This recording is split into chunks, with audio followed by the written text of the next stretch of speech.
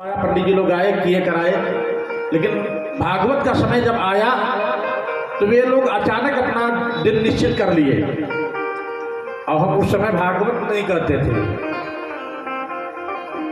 उसमें BHU university में पढ़ाई चल रही थी, लेकिन भागवत का कोई अनुभव नहीं था, कोई ज्ञान नहीं था हमें। सत्यनारायण भगवान की कथा तो चलती थी, बराबर है, अभिषेक भी चलता है, बराबर है, लेकिन कथा नहीं। हम बहुत परेशान हुए। अपने जानते भर में 10 व्यास जी लोगों को फोन लगाया उस समय कि आप आइए, कह दीजिए, आप कह दीजिए, आप कह दीजिए। उसमें कोई फ्री नहीं था, कोई खाली नहीं था।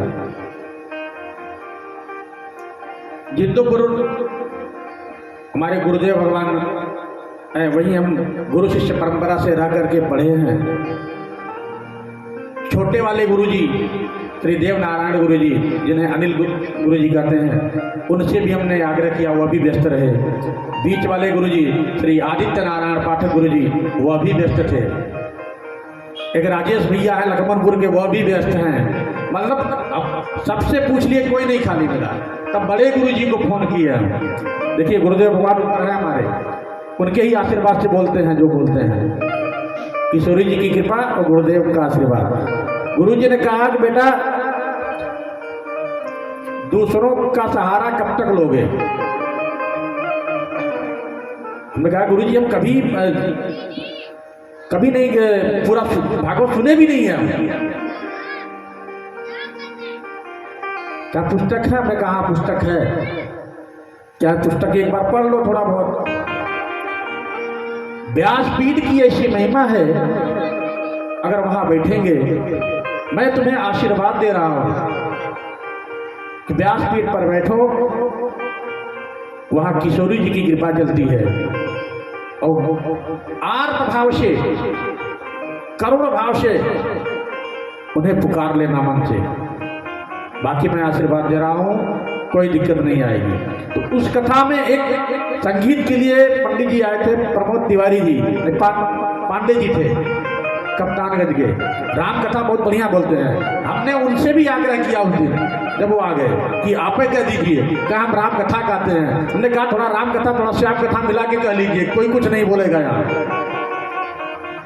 वो कहे नहीं हम नहीं कहेंगे, आप कहेंगे।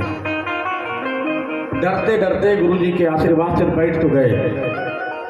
तो पहले हम पुस्तक रखे सामने, जब हम देख करके उसको पढ़ के बोले, अब उसे देख करके पढ़ने लगे। 2 लाइन 3 लाइन पढ़े, हमें लगा कि हम जैसे बैठ करके प्राइमरी के स्कूल के बच्चे के सामने बैठ कर पढ़ रहे हैं कुछ। बड़ा अटपटा लगा, ग्रंथ को बंद कर दिया, प्रणाम किया और गुरु जी को फिर से याद किया, शुरू कर दिया। 3 दिन कथा चली। चौथे दिन जब कथा पहुंची, अब जो संगीत वाले थे, राम जी के कथा करने वाले पांडे जी, वे कहने लगे कि धीरज जी लाइए, आज से हम कह दें। हमने कहा आप बहुत दूर चले गए, हम तो पहले ही बैठा रहे थे। अब जब हम गुरु जी के आशीर्वाद से बैठ ही गए हैं तो आपकी आवश्यकता नहीं है, आप नीचे बैठिए।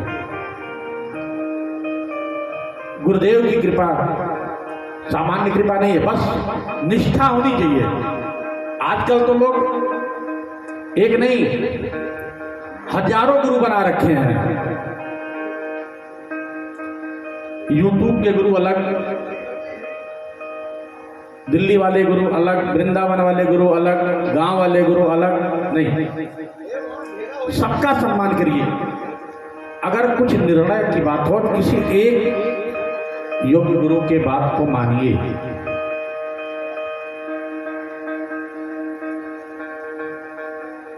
तभी आप पार होंगे। 100 लोगों की सुनेंगे, भ्रम में रहेंगे।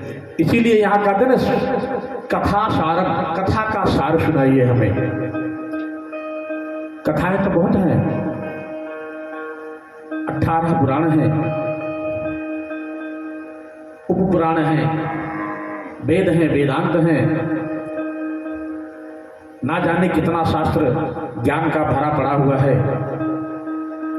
सबको करने, पढ़ने में, सुनने में मन में भ्रांति होगी, आखिर किसकी सुने, किसकी करें, क्या अपनाएं, क्या छोड़ें।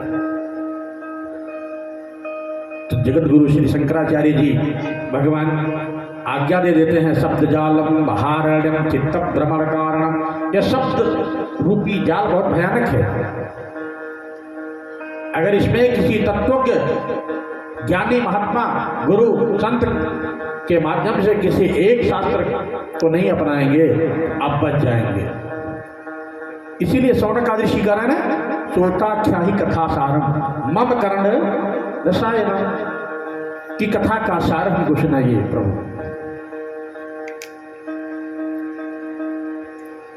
श्री सूत जी गदगद हो गए कि बल आप लोगों ने तो अपने ही लिए नहीं अपितु प्राणी मात्र के कल्याण के लिए बहुत सुंदर प्रश्न कर दिया।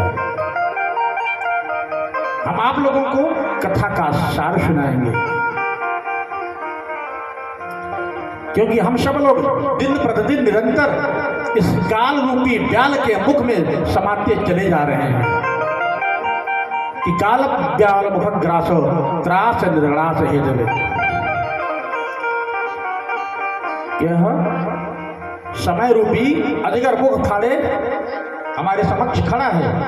अब कब हम काल के गाल में समा जाएं, कोई गारंटी नहीं है। अभी तुम कथा सुना रहे हैं, पता नहीं आरती हम कर पाएंगे कि नहीं, इसकी गारंटी नहीं है। जो भी क्षण मिल जाए वो भगवान का। हम आपको कथा का सार सर्वस्व सुनाएंगे। श्रीमद्भागवती वार्ता कलौ कीरेण भाषितम। इस कलिकाल में श्रीमद्भागवत रूपी जो अमृत है वही सबसे सुखदायी है।